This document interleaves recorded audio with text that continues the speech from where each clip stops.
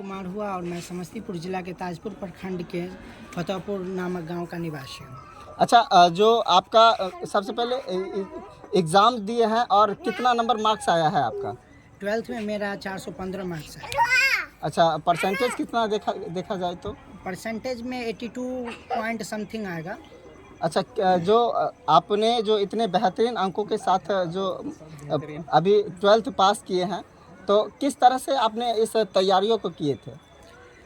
जब मेरा 10th का रिजल्ट आया उसके बाद अपना मार्क्स 10th में भी मुझे 446 अंक प्राप्त हुए थे, तो उस अंक को देखकर मेरा हौसला और भी बुलंद हो गया। जी। और जब मैं तैयारी के विषय में सोचा तो लोगों का सजेशन मिला कि यहाँ से ग्रामीण क्षेत्रों से 12th की पढ़ाई नहीं हो पाती है जी। और अच्छे मेधावी छात्र भी यहाँ रह करके फेलों का सामना करना पड़ता है उन्हें। तो ये सब बातें सोचते हुए मैंने अपना बजट को भी ध्यान में रखते हुए मैंने ग्रामीण क्षेत्र में ही एक इंस्टीट्यूट को ज्वाइन किया और वहीं से मैंने अब दिन रात एक करके मेहनत करना शुरू किया। और जब वहाँ टेस्ट वगैरह होते थे तो उसमें भी मैंने अव्वल स्थान प्राप्त किया है, जिससे मुझे लगता था कि जब आगामी साल में जब मेरा फाइनल एग्ज़ाम होगा तो उसमें भी मैं अच्छा कर सकता हूँ। और उसी हौसला को लेकर मैं दिन रात तैयारी करके मैंने 12th में 415 अंक प्राप्त किए हैं। अच्छा, एग्ज़ाम से पहले क्या कुछ उम्मीदें थी इस मार्क्स को लेकर? जी बिल्कुल, बहुत ज़्यादा उम्मीदें थी। मुझे तो इससे 450 का मैंने टारगेट लेकर के चला था।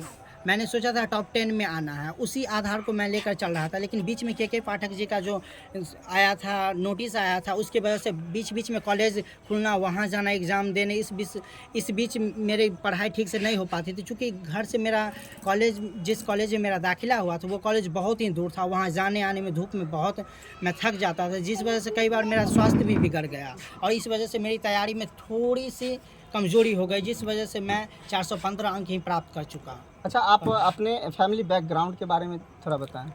मेरा फैमिली एक निम्न मध्य वर्गीय परिवार से है, जिसमें मेरे पिताजी एक ग्रामीण क्षेत्र के ही किसान हैं। अपना मेरे पास ज़्यादा ज़मीन भी नहीं है, अपना जो भी ज़मीन है उसी में मेरे पिताजी अपना खेती कार्य करते हैं। अच्छा, आपको जो एग्ज़ाम की तैयारियों से संबंधित जो है, चूँकि आपका फैमिली एक बैकग्राउंड उतना बेहतर नहीं था, फिर भी परेशानियां तो सभी को आते हैं, मुझे भी बहुत सारी परेशानियां आई, लेकिन मैंने अपने शिक्षकों से सहयोग लेकर और मेरे भैया भी पढ़े लिखे हैं तो उनका सहयोग लेकर और जो भी मेरे आस पड़ोस के पढ़े लिखे थे उन सभी का सहयोग लेकर मैंने इस सफलता को प्राप्त किया। अच्छा, आपका जो पिछला बैकग्राउंड है पढ़ाई का, क्या कुछ रहा है? बचपन से ही मैं भी ऐसा महसूस किया हूँ और शिक्षकों का भी कहना है कि तुम्हारा लेवल, तुम मेधावी छात्र कहलाने के बिल्कुल योग्य हो। चूँकि मैंने बचपन से ही अपने समाज में देखा कि बिना शिक्षा के कुछ नहीं हो सकता। जी। बचपन से ही सुना है कि शिक्षा वह सिरनी का दूध है जो पिएगा वो दहाड़ेगा। इसी बात को मैंने अपने गांठ बांध करके आगे की पढ़ाई करता रहा। बचपन में भी मैंने क्लास जैसे 5, 4, 6 ये सब होते हैं तो इस सभी में मैंने अव्वल स्थान प्राप्त किया। फर्स्ट सेकंड रैंक तक मैंने प्राप्त किया। 10th में भी मैंने 446 अंक प्राप्त किया और 12th में भी इसी हौसला को लेकर मैंने 415 अंक प्राप्त किया। अच्छा, आगे जो आपका एम है, क्या कुछ एम रहेगा आपका?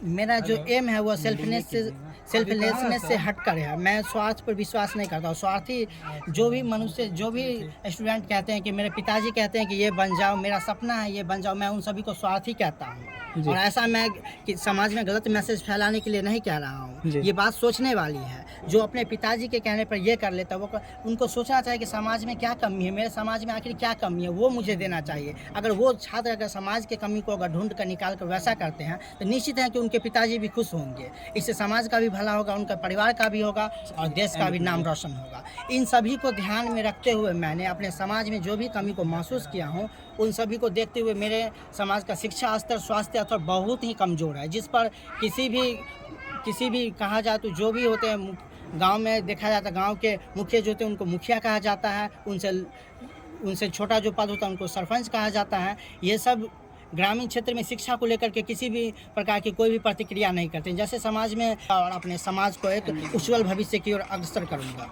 कौन से पदाधिकारी बनना चाहते हैं? मैं शिक्षा से जुड़ा पदाधिकारी, जैसे BPSC का एग्ज़ाम कराया जाता है, तो उस एग्ज़ाम को क्रैक करने के बाद शिक्षा से उनसे पूछा जाता है कि आप किस प्रकार के पदाधिकारी बनना चाहते हैं। उनके रैंक के अनुसार उन्हें पोस्ट प्रदान किया जाता है। यदि ईश्वर की कृपा से मुझे ऐसा अवसर प्राप्त होगा तो मैं शिक्षा से जुड़ा पदाधिकारी बनना चाहूँगा। अच्छा, लोग जैसे ही अच्छे नंबरों से पास कहते हैं कि मुझे IAS IPS बनना है, वो अच्छी बात है, बहुत अच्छी बात है। देश का नाम रोशन करना हर एक का धर्म है, बहुत अच्छे करते हैं। लेकिन जिनको जो कमजोरियाँ, जिनको जो भी दिक्कतें महसूस होती है अपनी पढ़ाई में, तो सबको अलग अलग अपना लक्ष्य दिखाई देता है। उसी प्रकार मैं अपने समाज में देखा हूँ कि शिक्षा का क्या स्तर है मेरा। अगर किसी प्रकार पढ़ लिख लेता हूँ, उसके बाद अगर अपने समाज की शिक्षा को सुधार दूंगा तो मेरे जैसे हज़ारों छात्र होंगे और वे समाज में पढ़ लिख कर समाज का ही भलाई करेंगे और